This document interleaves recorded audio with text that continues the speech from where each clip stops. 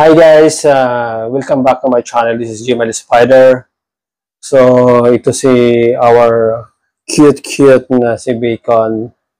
So ngayon guys, unboxing lang tayo dito sa nabili namin, Happy Tummy. Actually pangalawang box na namin to, Happy Tummy. Unboxing lang tayo at saka magbigay tayo ng honest review dito sa nabili naming product. So Happy Tummy siya, Dr. Shiba. Beef flavor yung ano namin, yung binibili namin. Kasi yung ano namin guys, itong Fear Baby namin na si Bacon is nangangati pa rin siya. Tapos mahilig siya dilaan yung dito sa parte ng katawan niya, especially dito sa paa niya guys. So ngayon guys, nakita namin tong sa advertisement sa Facebook, yeah, that's right. Nakita namin yung mga advertisement nito is ano siya tawag doon na very attractive yung yung endorsement doon. So nakita din namin is meron na encounter din namin yung problema namin dito sa aso namin.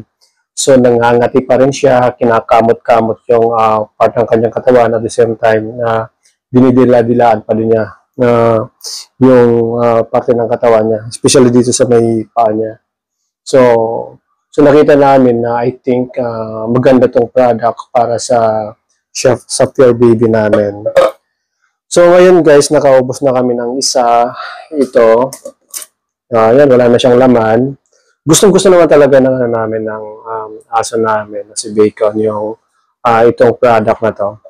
Kaso nga lang, yung ano namin, wala pa kaming nakikita ng tawag na major improvement. Kumbaga, sa amin di pa namin siya masasabi na effective talaga sa I don't know guys kung effective talaga. Nandito pa naman yung tawag doon, yung endorser nila na si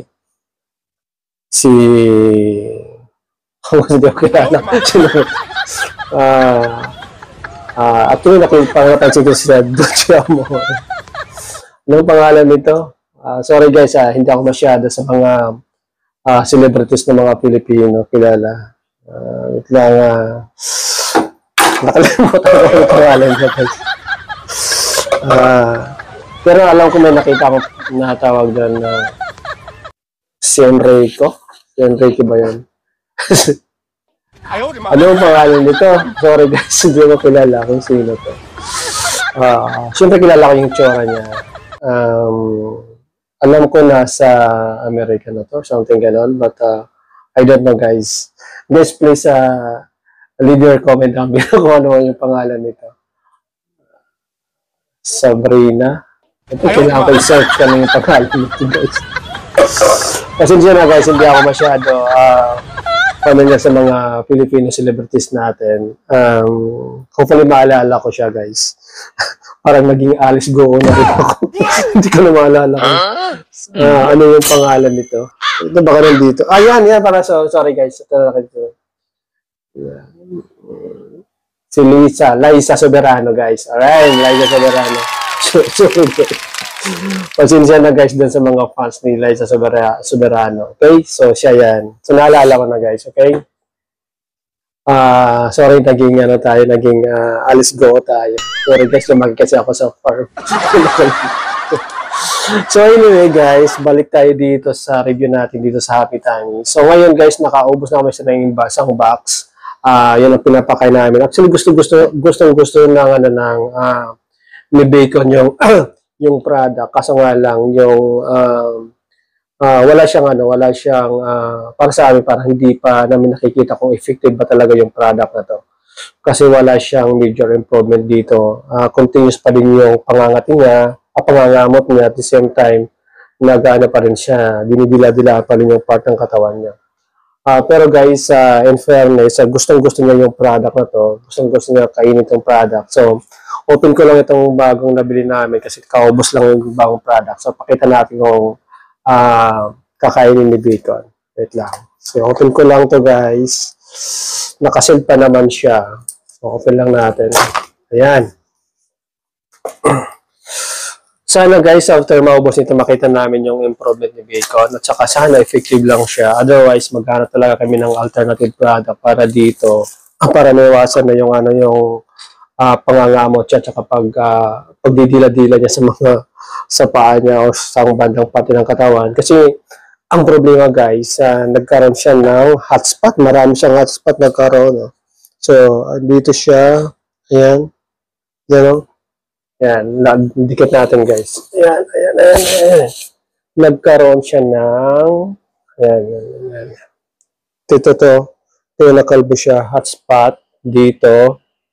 And siguro sa pangangamot niya, sa pagdidila-dila niya. Katapos dito sa may tenga niya. Dito banda yan. Nagkaroon siya ng hotspot. Nakalbo siya. Yan. Dito pa sa may panya. Yan. Yan. Yan. Yan. Yan. May mga hotspot yan. Kaya nakakalbo siya kasi ginugupitan namin para at least mabigyan siya ng gamot. Kasi mahirap pag may buhok guys, mahirap maglagay ng gamot. So dito pa guys, yan. Ayan, dito anak. Ayan. Ayan. Dito. Ayan, meron pa siya dyan. So nagkaroon siya ng hotspot. So iniwasan namin siya na magkamot. Saka dilaan yung pati ang katawan niya kasi naisip namin baka yun nga yung cause ng hotspot niya. So ngayon, nakita namin yung advertisement dito sa Facebook. So, nainganyo kami na bumili ng ganitong product kasi iniisip namin baka makatulong kay Bacon. Otherwise, kung hindi pa talaga maubos namin yung pangalawang box, katapos sa tingin namin hindi pa siya effective, baka maghanap na kami ng ibang alternative na product para kay Bacon. Or dalhin namin siya sa vet para at least makita namin kung ano ba talaga yung tamang product. May iwasan yung pangangati niya para hindi siya magkamot. Kasi titingnan guys, wala naman siyang garapata. Ayan. Wala naman siyang garapata. Ang linis naman niya. Ayan. Wala siyang garapata guys eh. Kasi may pinapainom din kami yung tawag ng product na para kung anong garapata dito mamamatay na lang. So ngayon wala siyang garapata but ayan is hindi namin maintindihan bakit siya nangangati, baka dinidila-dilaan pa rin niya yung pero yun I think nakikita namin na normal na behavior ng isang aso sa pangangati, pangangamot at saka pagdidila-dila sa kanilang katawan. So ayun guys, gusto niyo yung amoy ni Bacon, itong product na to. Kaso lang yung hindi siya nakikita namin na effective pa sa ngayon. Hopefully sana once na maubos namin itong pangalawang box, sana magkaroon na ng improvement si Bacon. So, yan guys, nakasold pa siya. Bago lang to. Medyo kamahalan siya. Kaso nga lang, para sa amin, kung effective naman yung product, okay lang. Pero kung hindi naman, I don't know guys, parang hindi siya advisable. But hopefully sana maging effective siya. So, open natin guys. Gusto niya to guys. Itong product na to. Kaso nga lang. Ang gusto lang sana namin. Gusto niya. Kaso nga lang. Dapat effective yung product na to. Open natin. Ayan. Ayaw.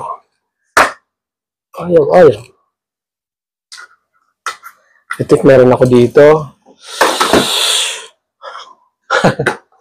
Guys, nagiging tayo ni Bacon. Yan. May mga product tayo dito yan. Kasi yung iba dito kami nang gumagawa sa kanya. Like pag yung sa may mata niya, yan, kami nang gumagawa. Diyan namin dinadala sa Ayan. Okay. Tara.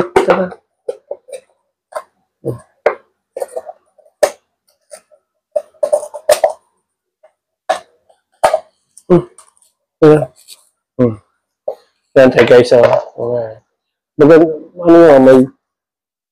naman yung amoy. Gustong-gusto ng aso namin. Tingnan nyo guys kung gaano ka-gusto ng aso namin. Kasi nga lang, gusto lang talaga namin na effective yung product. Yan.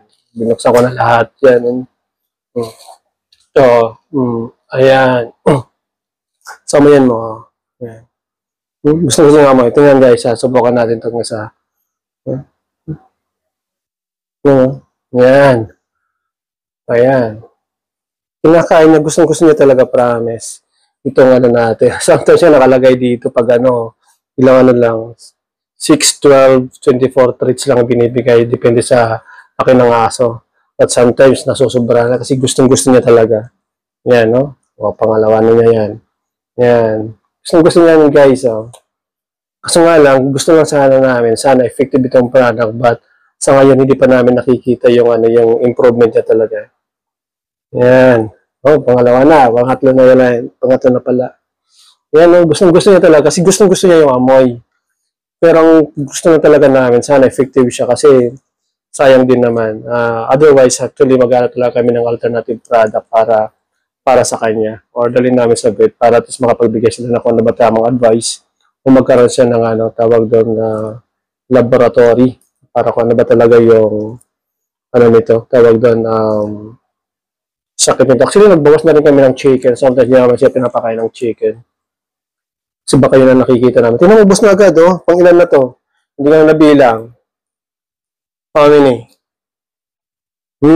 That's enough? Tama na? Alright. So, ayun guys, I think gagawa na rin din ako ng, review after siguro maubos nito. Kita natin kung magkaroon ng improvement. Sana magkaroon siya ng improvement, guys. Otherwise, maghanap talaga kami ng ibang product. Siguro para dito sa tawag doon para sa aso namin. Kasi gusto naman din naman talaga na matigil na yung yung pangangating niya, pagkakamot niya, tsaka paglalaway-laway niya kasi pag nagsugat yan guys, so asahan mo na magkaroon ng infection or karoon rin ng hotspot ulit. So mahirap. Ang dami namin gamot dito guys, binibili namin para sa kanya. So, tapos pag dinadala namin sa vet, then you have to expend a lot of money, right? Nung last na check-up niya, naggumasto kami ng 1,500. Prior that, parang inabot kami ng kulang-kulang 6,000. Kaya may mga laboratory siya. Kasi dati tumayo siya ng may kasamang dugo. So, yan, dinala namin sa vet. So, nagkaroon siya ng tawag doon, namin. Ayan. So, ayun guys, hopefully sana, ayan, magkaroon ng major improvement dito sa aso namin. But so far, wala pa kami siyang nakikita. So, ayun guys, and then, hopefully kayo guys, kung mayroon kayong, tawag doon, recommendation, ano yung the best product para matigil na yung pangangati at saka pagkakamot ng aso namin at saka pagdila-dila. I think maganda yan. At try din namin guys yung product na kung anong product na marirecommend. Otherwise, kung hindi talaga titigil, kasi nakakaawa eh. Lagi namin siya nilalagyan ng ganito yan. Yan. Especially pag hindi na siya nababantayan, kailangan namin siya naglagyan ng ganito kasi magkakamot siya dito sa bandang side na to, magdidila-dila siya. So nakakaawa din naman guys na lagi siya may ganito. Pero kung nababantayan naman talaga namin, tinatanggal namin to para at least makahinga-hinga din naman. So, gusto na namin to guys. Actually, bumili pa kami ng sapatos para sa pag nagkakamot siya, at least hindi siya masugatan. So, yun guys. Yun lang. That's all for today's video. And then, kung meron kayong recommendations, kung ano yung the best product for our pure baby. Bango-bango mo. Yan, paki-comment na lang down below and then otherwise kung wala talaga hindi kayo makita ng improvement, dalhin namin sa vet para makita namin kung ano yung pinaka-the best recommendation, kung ano yung magiging advice talaga ng doktor para sa pure baby namin. Bango-bango mo. Ayan. So yun lang guys, salamat. That's all. And then if you are new to my channel, please don't forget to subscribe and hit the notification bell to get more updates on my upcoming videos.